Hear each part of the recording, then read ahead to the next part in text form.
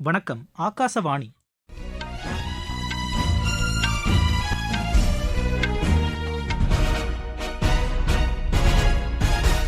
செய்திகள் வாசிப்பவர் கோபிநாத். தலைப்புச் செய்திகள்.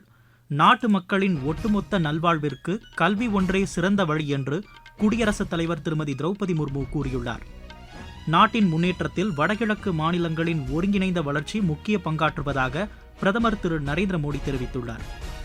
ஃபிஞ்சல் புயலால் பாதிக்கப்பட்ட தமிழகத்திற்கு 944 கோடியே 80 லட்சம் ரூபாயை மத்திய அரசு விடுவித்துள்ளது. உத்தரப்பிரதேச மாநிலத்தில் இன்று நேரிட்ட சாலை விபத்தில் 8 பேர் உயிரிழந்தனர். குவஹாத்தி மாஸ்டர்ஸ் பேட்மிண்டன் போட்டியில் இந்தியாவின் த்ருவ் கபிலா டனிஷா கிராஸ்டோ இணை அரையிறுதிக்கு முன்னேறியுள்ளது. இனி விரிவான செய்திகள்.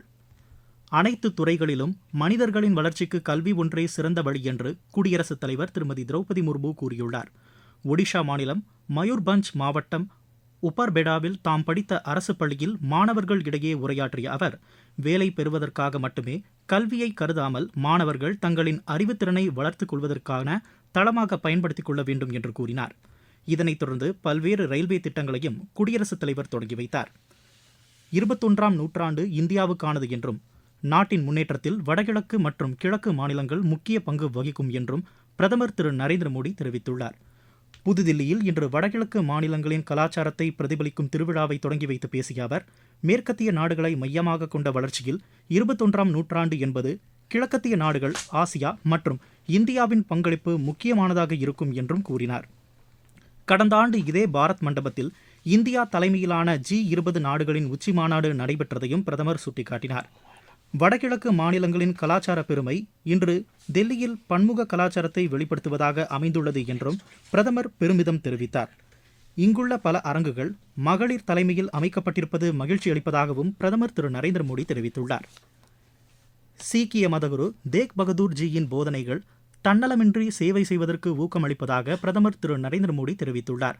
பிரதமர் வெளியிட்டுள்ள சமூக வலைதள பதிவில், தேக் பகதூர் தியாக திருநாளில் அவருடைய நீதி, சமத்துவம், மனிதகுல பாதுகாப்புக்கான இணையற்ற தைரியத்தையும் தியாகத்தையும் நினைவு கூர்வதாக குறிப்பிட்டுள்ளார். ஒற்றுமை மற்றும் சகோதரத்துவம் குறித்த தேக் பகதூரின் போதனைகள் இடர்பாடுகளை எதிர்கொள்வதற்கு ஊக்கம் அளிப்பதாக உள்ளது என்று பிரதமர் திரு நரேந்திர மோடி தெரிவித்துள்ளார். நாடாளுமன்றத்தில் ஆளும் பிஜேபி மற்றும் காங்கிரஸ் தலைமையிலான எதிர்க்கட்சி உறுப்பினர்கள் இன்று பல்வேறு பிரச்சினைகளை எழுப்பியதால் ஏற்பட்ட அமளி காரணமாக இரு அவைகளும் நாள் முழுமைக்கும் ஒத்திவைக்கப்பட்டன. மாநிலங்களவையில் ரூபாய் கட்டுகள் கைப்பற்றப்பட்ட பிரச்சினையை எழுப்பி பிஜேபி உறுப்பினர்கள் பிற்பகலில் அமளியில் ஈடுபட்டனர். மாநிலங்களவை துணைத் தலைவர் திரு ஹரிவன்ஷ் பலமுறை வேண்டுகோள் விடுத்தும் பலன் இல்லாததால் அவை நாள் முழுமைக்கும் ஒத்திவைக்கப்பட்டது. மக்களவையில் எதிர்க்கட்சித் தலைவர் திரு ராகுல் காந்தி குறித்து பிஜேபி உறுப்பினர் திரு நிஷிகாந்த் தூபே தெரிவித்த கருத்துக்கு எதிர்ப்பு தெரிவித்து காங்கிரஸ் கட்சி உறுப்பினர்கள் அமளியில் ஈடுபட்டதால் அவை நாள் முழுமைக்கும் ஒத்திவைக்கப்பட்டது. ஒளிபரப்புத் துறையில் மாறி வரும் தொழில்நுட்பங்களுக்கு ஏற்ப ஆகாஷ்வாணி மற்றும் தூர்தர்ஷனில் டிஜிட்டல் மயமாக்கல் உள்ளிட்ட நவீன தொழில்நுட்பங்கள் நடைமுறைப்படுத்தப்பட்டிருப்பதாக தகவல் ஒலிபரப்புத்துறை இணையமைச்சர் திரு எல் முருகன் தெரிவித்துள்ளார். மாநிலங்களவையில் இதனை தெரிவித்த அவர், அவ்வப்போது ஒலிபரப்புத்துறையில் கொள்கை முடிவுகள் எடுக்கப்பட்டு நவீனமயமாக்கப்பட்டு வருவதாக கூறினார். நவீன உபகரணங்கள், விரைவான தகவல்களை வழங்குதல் போன்ற நடவடிக்கைகள் மேற்கொள்ளப்பட்டிருப்பதாக அவர் குறிப்பிட்டார். கைபேசிகளுக்கு நேரடியாக ஒளிபரப்பு சேவை வழங்கும் தொழில்நுட்பத்திற்காக கான்பூர் IIT-யுடன் பிரசார் பாரதி புரிந்துணர்வு ஒப்பந்தம் செய்து கொண்டிருப்பதையும் அவர் சுட்டிக்காட்டினார். இதன் மூலம் சிம் கார்டு இல்லாமலேயே காணொலி மற்றும் தகவல்களை வாடிக்கையாளர்களின் செல்போன்களுக்கு வழங்க முடியும் என்றும் திரு எல் முருகன் குறிப்பிட்டார். வடகிழக்கு மாநிலங்களின் மேம்பாட்டிற்கு மத்திய அரசு உயர் முன்னுரிமை அளித்துள்ளதாக உள்துறை இணையமைச்சர் திரு நித்யானந்த ராய் கூறியுள்ளார். இன்று புதுதில்லியில் செய்தியாளர்களிடம் பேசிய அவர், மத்தியில் பிஜேபி தலைமையிலான அரசு பொறுப்பேற்ற பின்னர் வடகிழக்கு மாநிலங்களின் கல்வி, சுகாதார வசதிகள் மேம்படுத்தப்பட்டுள்ளதாக கூறினார். சாலை, ரயில் மற்றும் விமான போக்குவரத்து வசதிகளும் ஏற்படுத்தப்பட்டுள்ளதாக அவர் தெரிவித்தார். நாட்டின் முதலாவது விளையாட்டுப் பள்ளி மணிப்பூரில் ஏற்படுத்தப்பட்டுள்ளதையும் அமைச்சர் சுட்டிக்காட்டினார். மத்திய நிதியமைச்சர் திருமதி நிர்மலா சீதாராமன் பட்ஜெட்டுக்கு முந்தைய ஆலோசனையை இன்று புதுதில்லியில் தொடங்கினார். பொருளாதார நிபுணர்கள் இந்த கூட்டத்தில் பங்கேற்றதாக எமது செய்தியாளர் தெரிவிக்கிறார். நீங்கள் கேட்டுக்கொண்டிருப்பது ஆகாசவாணியின் செய்தி அறிக்கை. வேளாண் விளைபொருட்களுக்கு உற்பத்தி செலவில் 50% கூடுதலாக குறைந்தபட்ச ஆதரவு விலையை வழங்குவதில் மத்திய அரசு உறுதியுடன் உள்ளதாக வேளாண் துறை அமைச்சர் திரு சிவராஜ் சிங் சௌகான் கூறியுள்ளார்.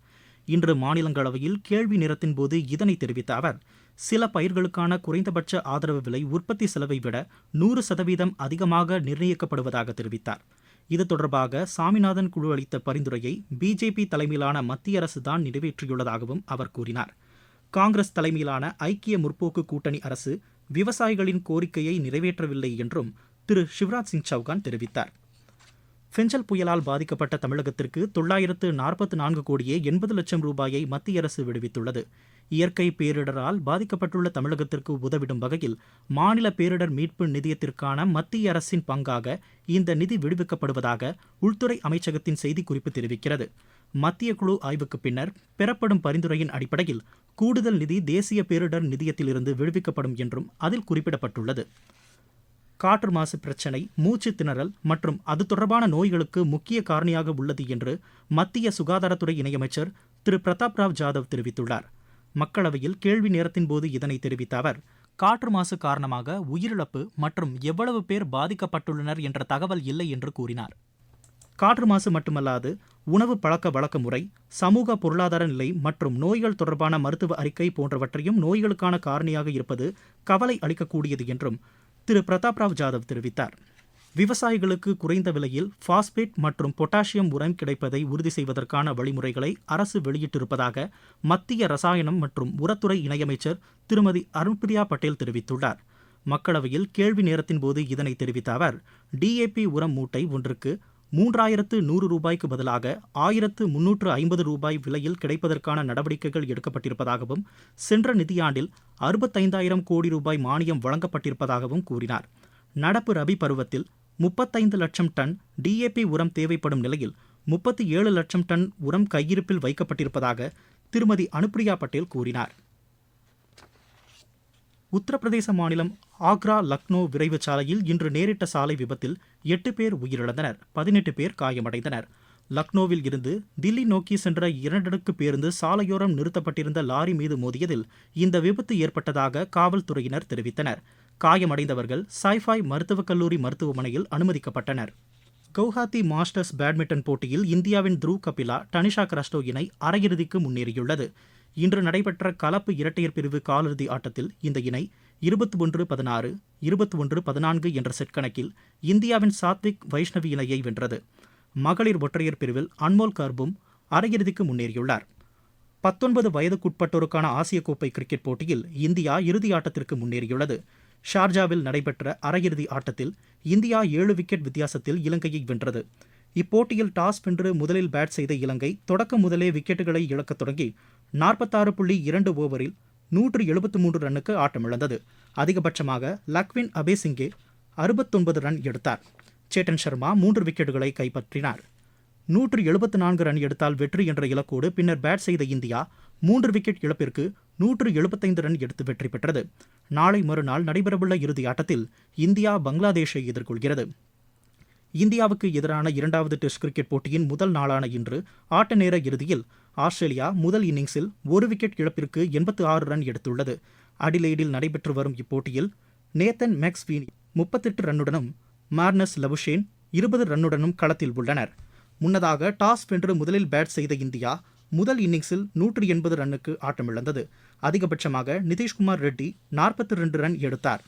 மிச்சல் ஸ்டார்க் அபாரமாக பந்து வீசி 6 விக்கெட்டுகளை வீழ்த்தினார். செவித்திறன் குறைபாடு கொண்டவர்களுக்கான ஆசிய பசிபிக் விளையாட்டுப் போட்டிகளில் இந்தியா 2 தங்கம் 3 வெண்கலப் பதக்கங்களை வென்றது. மலேசியாவில் நடைபெற்று வரும் இப்போட்டியின் ஜூடோ பிரிவில் இந்தியா இப்பதக்கங்களை கைப்பற்றியது. மகளிர் 48 கிலோ எடைப்பிரிவில் மிலான்மிட் கவுரும் 57 கிலோ எடைப்பிரிவில் சாக்சியும் தங்கப்பதக்கம் வென்றனர். மகளிர் 52 கிலோ எடைப்பிரிவில் நிர்ச்சாராவும், ஆடவர் 66 கிலோ எடைப்பிரிவில் ராகேஷ் சிங்கும், 73 கிலோ எடைப்பிரிவில் சம்பித் தாஸும் வெண்கலப் பதக்கம் வென்றனர். ஆசிய வாழ்வீச்சு சம்மேளனத்தின் தலைமைச் செயலாளராக இந்தியாவின் திரு ராஜீவ் மேத்தா தேர்ந்தெடுக்கப்பட்டுள்ளார். மீண்டும் தலைப்புச் செய்திகள். நாட்டு மக்களின் ஒட்டுமொத்த நல்வாழ்விற்கு கல்வி ஒன்றே சிறந்த வழி என்று குடியரசுத் தலைவர் திருமதி திரௌபதி முர்மு கூறியுள்ளார். நாட்டின் முன்னேற்றத்தில் வடகிழக்கு மாநிலங்களின் ஒருங்கிணைந்த வளர்ச்சி முக்கிய பங்காற்றுவதாக பிரதமர் திரு நரேந்திர மோடி தெரிவித்துள்ளார். பெஞ்சல் புயலால் பாதிக்கப்பட்ட தமிழகத்திற்கு 944 கோடியே 80 லட்சம் ரூபாயை மத்திய அரசு விடுவித்துள்ளது.